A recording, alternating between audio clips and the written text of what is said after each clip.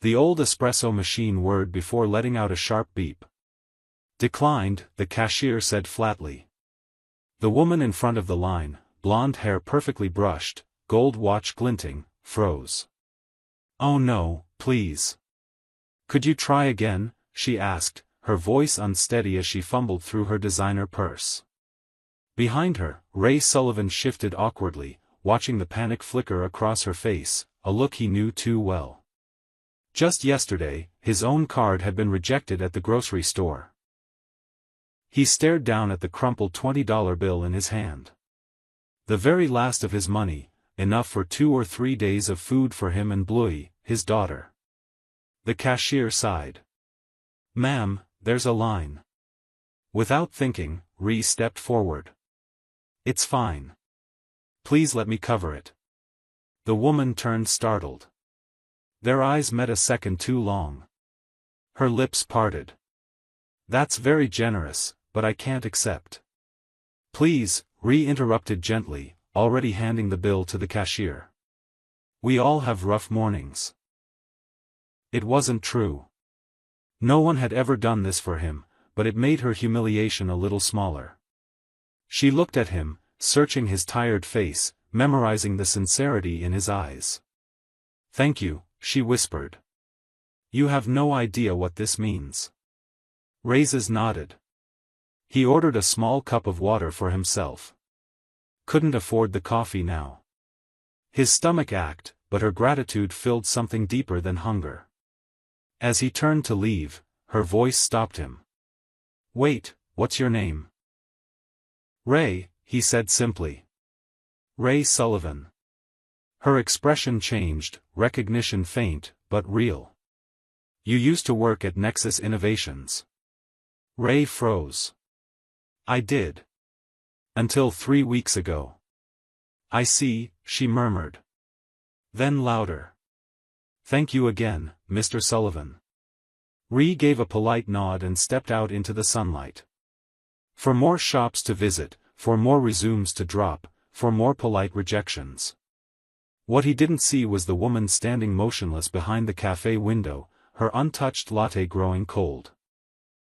Clara Winters, CEO of Nexus Innovations, whispered to herself, 6 months and I finally see him.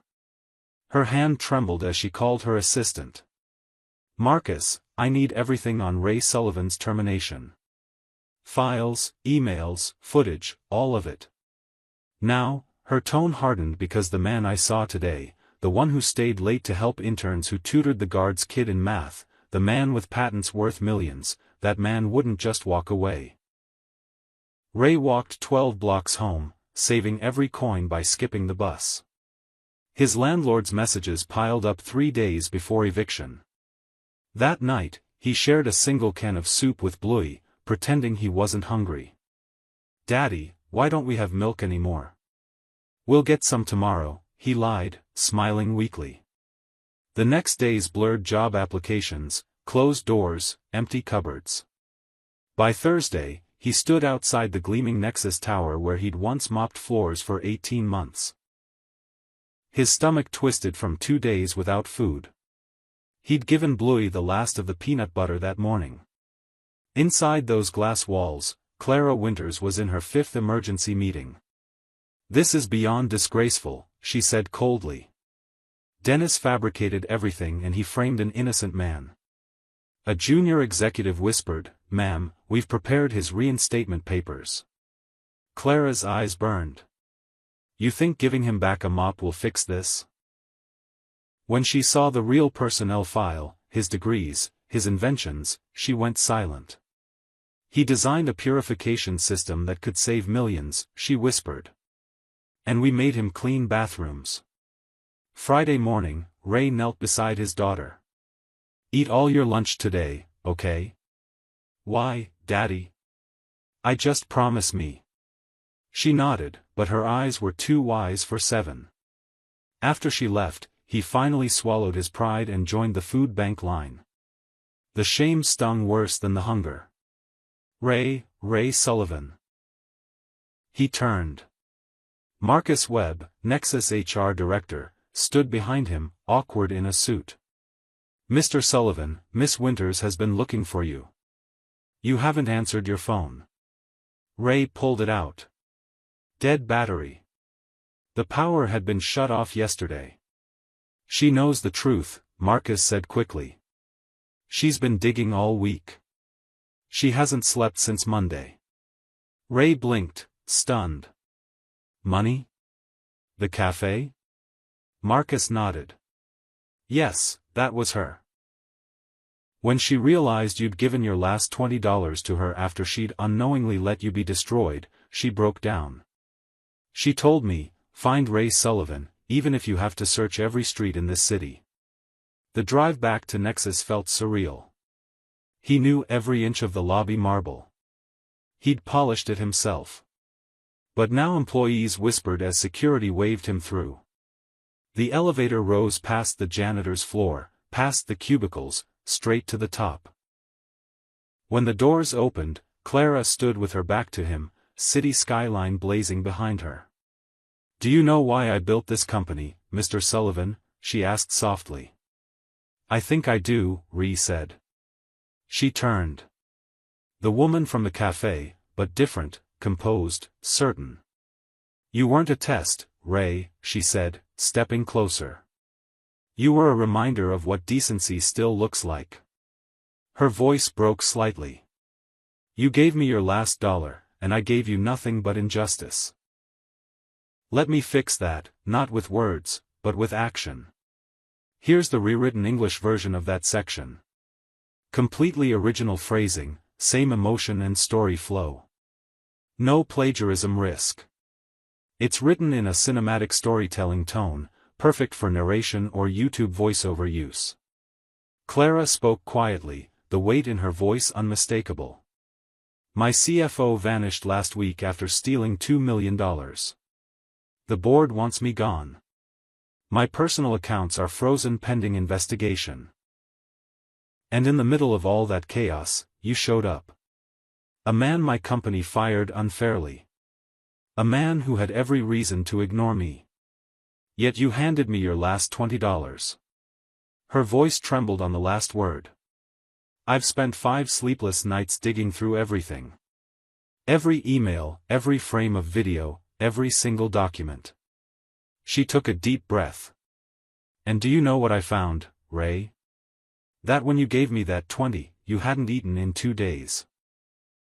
That you were lying to your little girl so she wouldn't know the fridge was empty.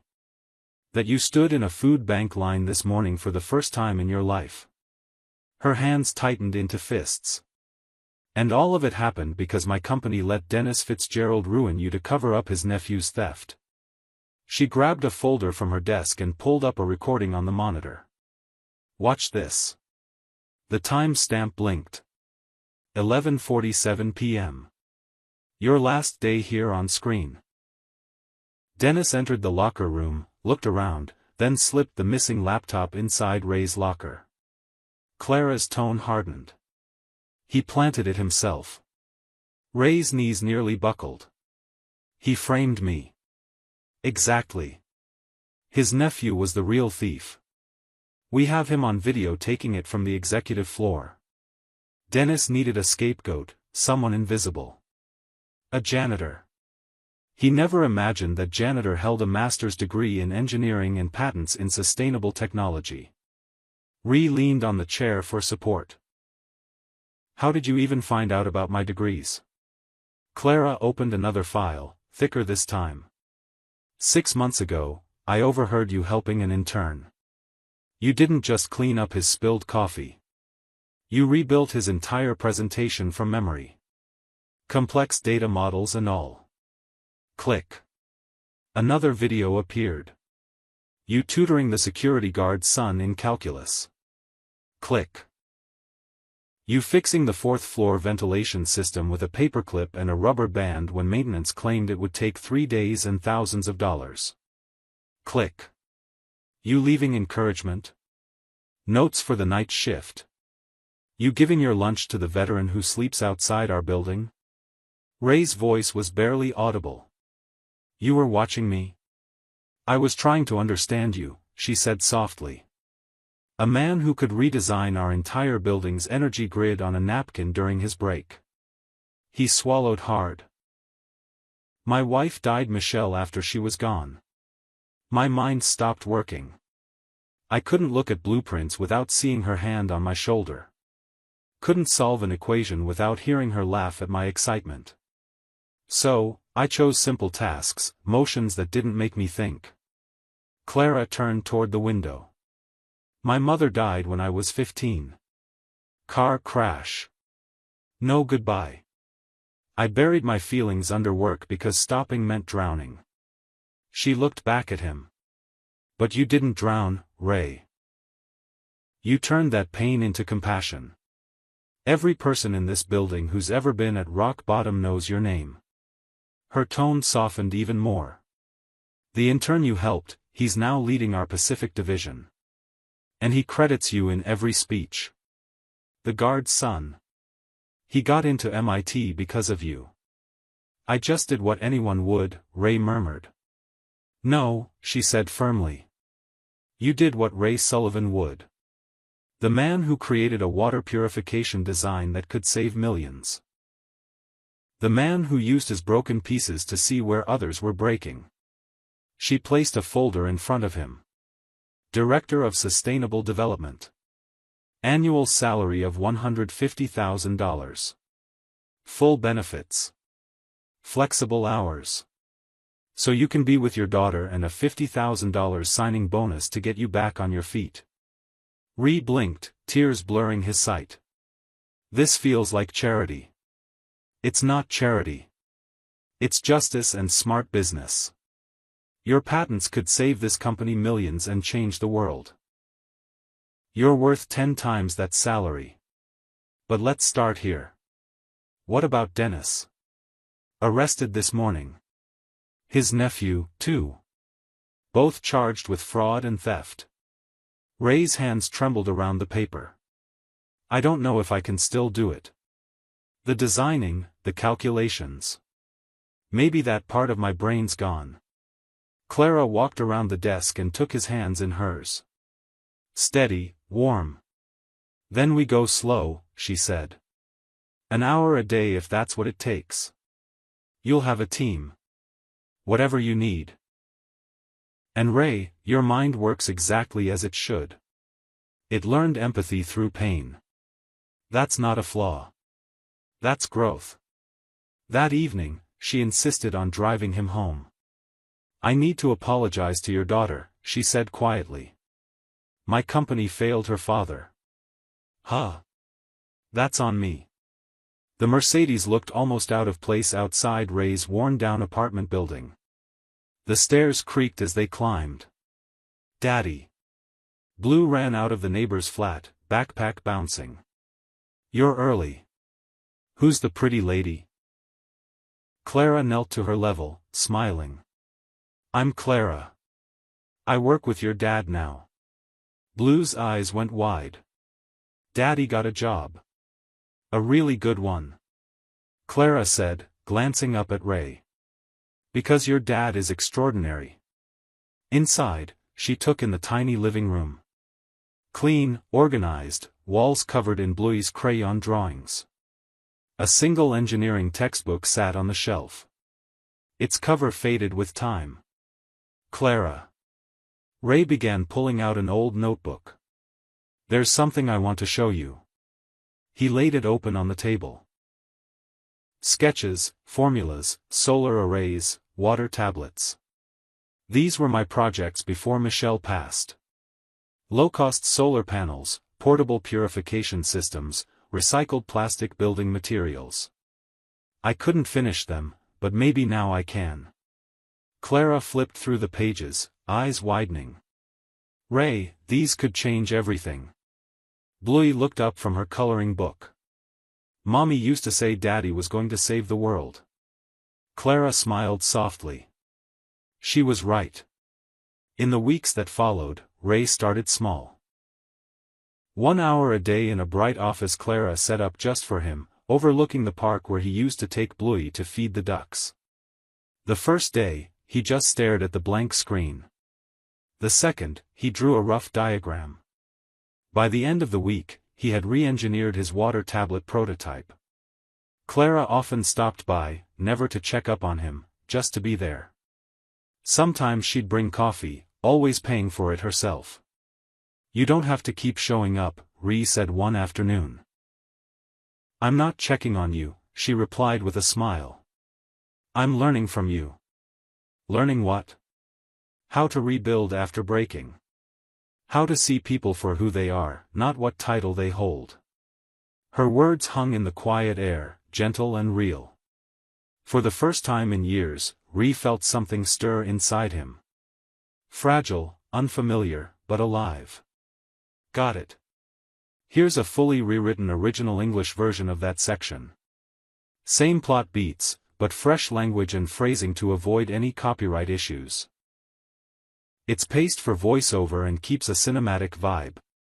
Ray looked from his daughter to the sketches on his desk, then to the doorway.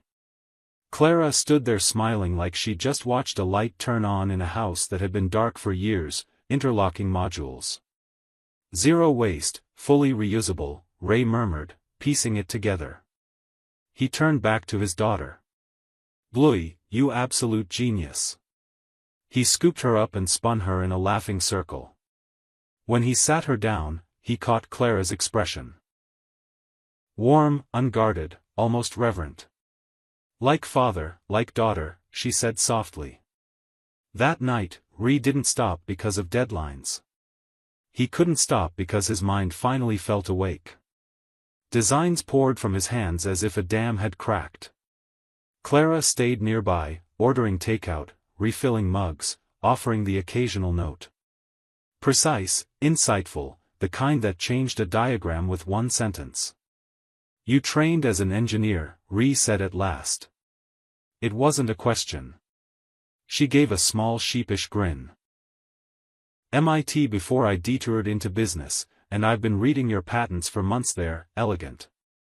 Ray's gaze drifted to the photo on his desk. Michelle's photo, the one Clara made sure was waiting for him on day one. "Michelle used to say math could be beautiful," he said. She was right. "She sounds extraordinary," Clara replied. She was. He hesitated, then added. "She'd have liked you." He cleared his throat. "As a colleague and a friend." A faint blush rose in Clara's cheeks. "A friend," she echoed. 6 months later, he launched his first major build, the Michelle Sullivan Initiative. Fast modular homes for families priced out of housing. Blue's simple idea had become a system that could assemble in days at a fraction of usual cost. At the unveiling, investors and city officials crowded the tent. Ray outlined the vision, but his eyes kept returning to Clara in the front row. Steady, proud, present. "This exists," he told the room. "Because someone chose to look past failure and see potential.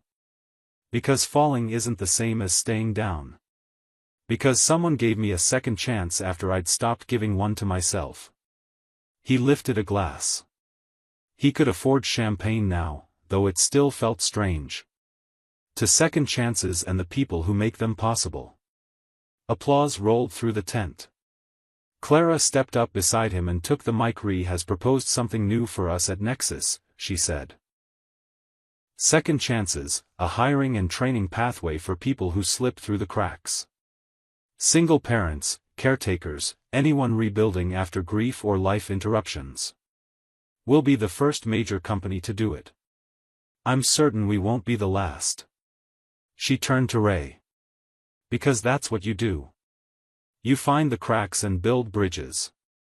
Their eyes met. The room blurred to background noise. A week later at dinner, Bluey announced very matter-of fact, "Daddy's in love." Ray choked on pasta. "Bluey, you smile when she texts," she said, pointing her fork like evidence. "You wear your nice shirt when she has meetings. And she looks at you the way mommy used to." Something tightened in Ray's chest.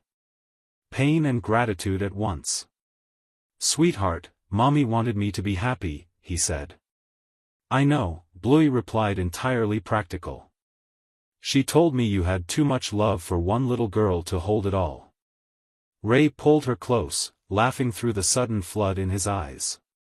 When did you get so wise? Tuesday, she said, and that only made him laugh harder. What changed between Ree and Clara happened slowly, then all at once. Late night solving problems side by side.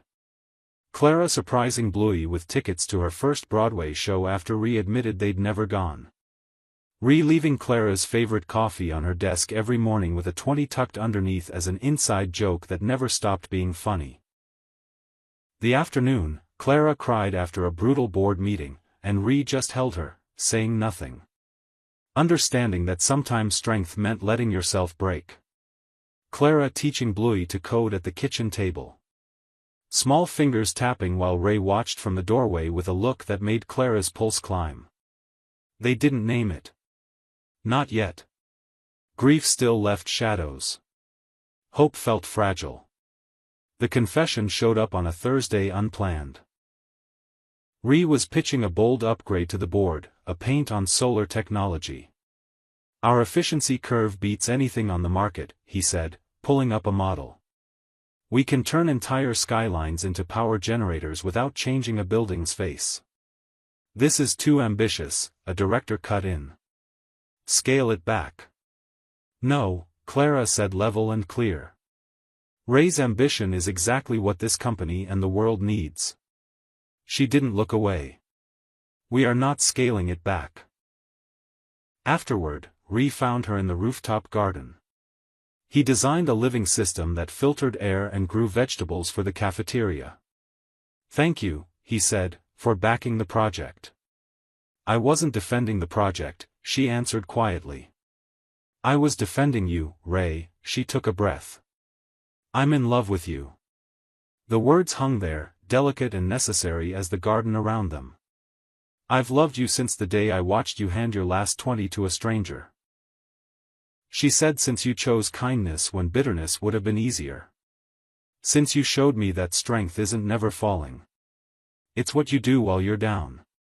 Ree crossed the space in 3 strides and framed her face in his hands.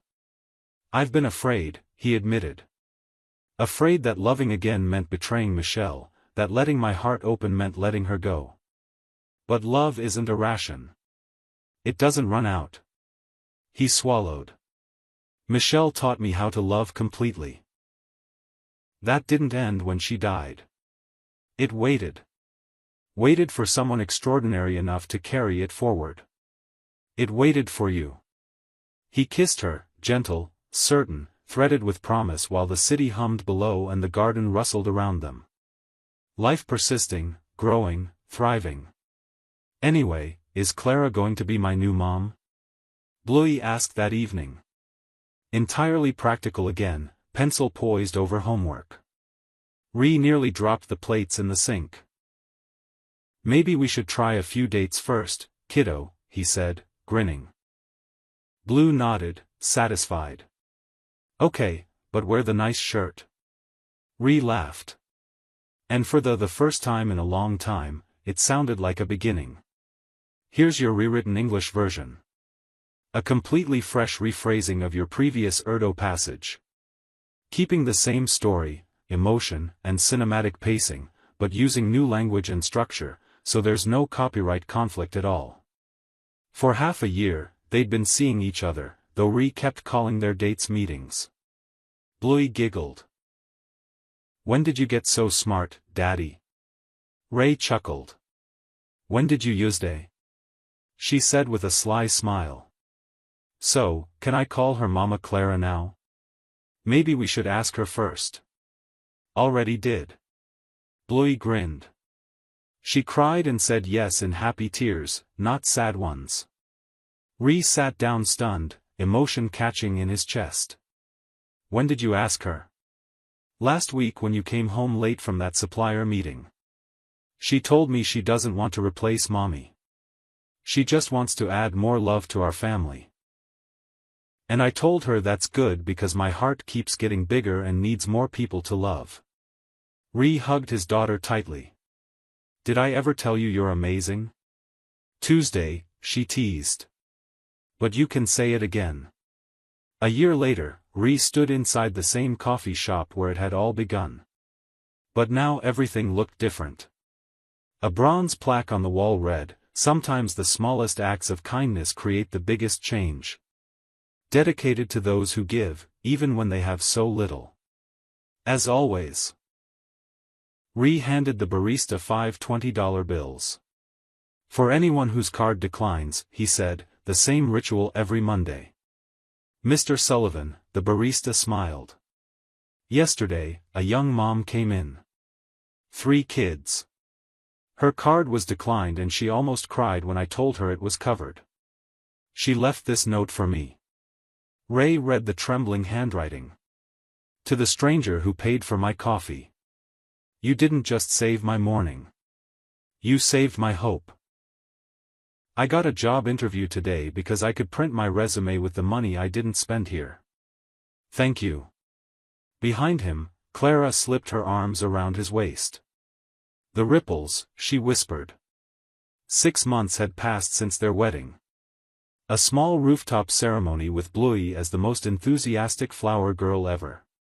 Tossing petals with precision like a scientist calculating coverage. "Ready for today's announcement?" Clara asked. They were about to unveil the global expansion of the Second Chances program. 300 companies had signed on, promising jobs to people rebuilding their lives. The forecast 10,000 new opportunities in the first year alone. "Ready," Ree said, pulling her close. But before walking out, he kissed her right there in the same coffee shop where she'd once been a stranger with a declined card.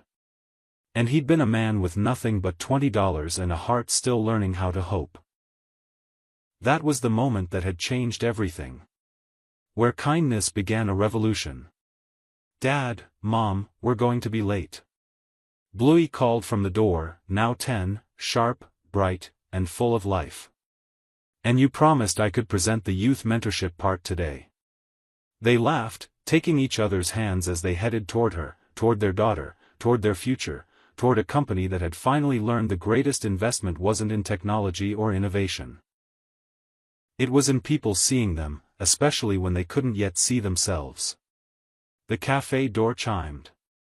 The same bell that had rung 3 years earlier when Ray Sullivan gave away his last $20 bill and unknowingly bought himself a brand new life.